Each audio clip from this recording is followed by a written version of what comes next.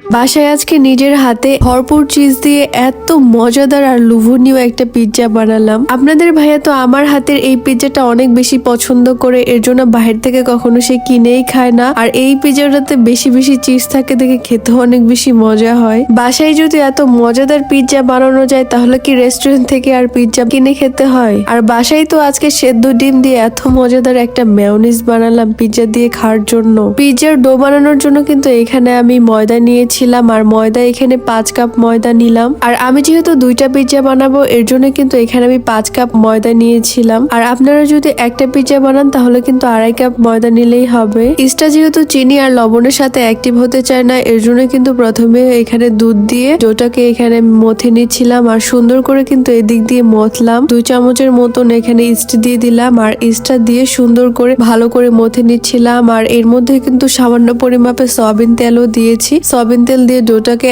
একদম চেপে চেপে ডোটাকে একদমই নরম করে নিতে হবে। আমি তো প্রায় অনেকক্ষণ মধ্যে এই ডোটাকে একদম পারফেক্ট ভাবে করে নিয়েছিলাম। এই ডোটাকে আমি এখন সুন্দর করে র্যাপিং পেপার দিয়ে রেখে দিলাম 1 ঘন্টার জন্য রেস্টে। ডোটাকে রেস্টে রেখে এদিক দিয়ে আমি পিৎজা বানানোর জন্য যা যা লাগবে সবকিছু কিন্তু এখানে রেডি করে নিলাম। প্রথমে এখানে একটা ক্যাপসিকাম নিয়েছিলাম, সেটাকে সুন্দর করে এখানে স্লাইস করে কেটে নিলাম। আর একটা টমেটোকে সুন্দর করে স্লাইস করে কেটে নিলাম। পেঁয়াজও এখানে সুন্দর করে আমি পিস পিস করে কেটে নিচ্ছি। পিৎজার মধ্যে যেহেতু আজকে চিকেন সসেসেস দিব, এখানে কিন্তু 2টা সসেসেস সুন্দর করে তেল দিয়ে ভেজে নিচ্ছিলাম। আর আজকে পিৎজার মধ্যে এখানে আমি মাশরুমও দিব। আর মাশরুমটাকেও সুন্দর করে কেটে নিয়ে সুন্দর করে একটু তেলের মধ্যে ভেজে নিলাম। আর পিৎজার মধ্যে সসেসেস গুলো দেওয়ার জন্য সুন্দর করে কিন্তু এখানে কিউব কিউব করে কেটে নিচ্ছি। আজকে আমি পিৎজাতে দিব মজারেলা চিজটা। আর চিজগুলোকেও একদম ভালো করে আমি গ্রেট করে নিয়েছি। আর এখন তো একটা স্পেশাল মেয়োনিজ বানাবো। আর এই মেয়োনিজটা কিন্তু একদম ডিমটা সিদ্ধ করে দিতে হবে। এখানে ফুটন্ত গরম পানির মধ্যে কিন্তু 2টা ডিম ছেড়ে দিলাম। আর দেখেন ছাড়ার সাথে সাথে ডিমটা সিদ্ধ হয়ে গেছে।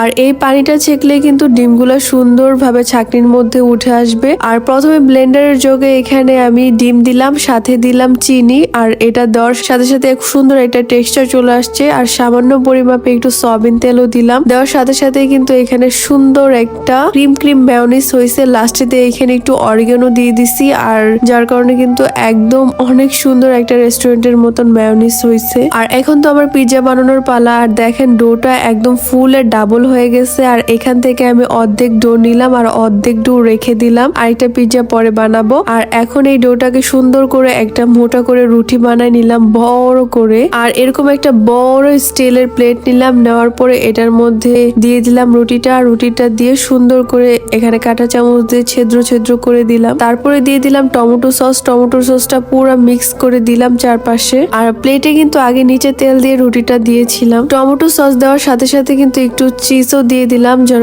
নিচে অনেক একটু চিজের ফ্লেভারটা আসে। আর একটা একটা করে কিন্তু এখানে সবকিছুই দিলাম। ক্যাপসিকাম দিলাম, পেঁয়াজ দিলাম, টমেটো দিলাম, তারপরে মাশরুম দিলাম। আর চিকেন যে সসেসেস গুলো ছিল সেগুলোও কিন্তু সুন্দর করে সাজিয়ে দিলাম। আর পিৎজার ভিতরে যত বেশি সুন্দর করে সাজানো হবে পিৎজাটা দেখতেও তত সুন্দর লাগবে। আর এখানে চিকেন সসেসটা অনেক বেশি করে দিয়েছি আর এটা খেতে অনেক বেশি মজা লাগবে। উপর দিয়ে তো ভরপুর এখানে চিজ দিয়ে দিছি যেন এটা একদমই চিজি হয় পিৎজাটা। চিজগুলো গলে কিন্তু একদম মেল্ট হয়ে যাবে আর তখন অনেক বেশি মজা হবে। সবকিছু দেওয়ার শেষে কিন্তু লাস্টে আমি উপর দিয়ে অরিগানোটা সুন্দর করে দিয়ে দিয়েছিলাম। আর অরিগানো দিলে কিন্তু পিৎজার যে আসল যে ফ্লেভারটা সেটা কিন্তু আসে। আজকে আমি এই পিৎজাটা বানাবো ইলেকট্রিক চুলাতে। আজকে আমার গ্যাসটা ফুরাই গেছে, তাই ভাবলাম যে ইলেকট্রিক চুলাতে পিৎজাটা বানাই ফেলি। আর নিচে আজকে কোনো কড়াই দিব না, ডাইরেক্ট হচ্ছে আমি প্লেটটা ইলেকট্রিক চুলাতে বসাই দিলাম। আর উপর দিয়ে সুন্দর একটা ঢাকনা দিয়ে রাখলাম। এটা হইতে মাত্র লাগবে 15 থেকে 10 মিনিটের মতন টাইম। আর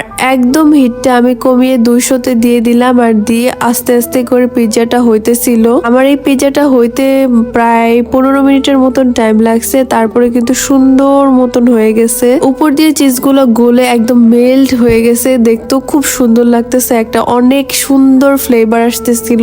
আর এই যে দেখেন 15 মিনিট পরে আমার পিৎজাটা দেখতে কত বেশি সুন্দর হয়েছে, তাই না? আর পিৎজা দেখে তো আপনাদের ভাইয়ের একদমই তর্স হচ্ছে না, আমারও তর্স হইতেছে না, কারণ পিৎজা খেতে আমি খুবই বেশি পছন্দ করি, আপনাদের ভাইয়া অনেক বেশি পছন্দ করে। আর জানি আমাদের মতন আপনারাও অনেক বেশি পিৎজা পছন্দ করেন, এর জন্যই তো পিৎজা কাটার জন্য চলে আসলাম। আর দেখেন পিৎজাগুলো দেখে কত বেশি লোভনীয় লাগছে আর খেতে তো অনেক বেশি ইয়াম্মি হবে, তাই না? আর পিৎজাটা আমি তাড়াহুড়া করে সুন্দর করে কেটে নিলাম আর আপনাদের ভাইয়াকেও দিলাম। আর আপনাদের ভাইয়া তো পিৎজা দেখে অনেক বেশি খুশি হয়ে গেছে, বলতেছে যে বইয়ের যদি রূপও না থাকে তাহলে কিন্তু গুণ থাকতে হবে, তবে আমার বড় রূপ গুণ দুইটাই আছে। আর তারপরে তো সে মেয়োনিজ আর টমেটো সস দিয়ে দুটা দিয়ে হচ্ছে সে পিৎজাটা খাওয়া শুরু করছে। আর পিৎজাটা আসলে আজকের অনেক বেশি মজা হয়েছে। আর আপনারাও চাইলে কিন্তু এইভাবে শর্টকাট পদ্ধতিতে বাসায় কিন্তু পিৎজা বানাতে পারেন, রেস্টুরেন্ট থেকে না খেয়ে মাঝে মাঝে এইভাবে বাসায় বানিয়ে দেখবেন যে অনেক বেশি ভালো হবে। আর এই ছিল আমাদের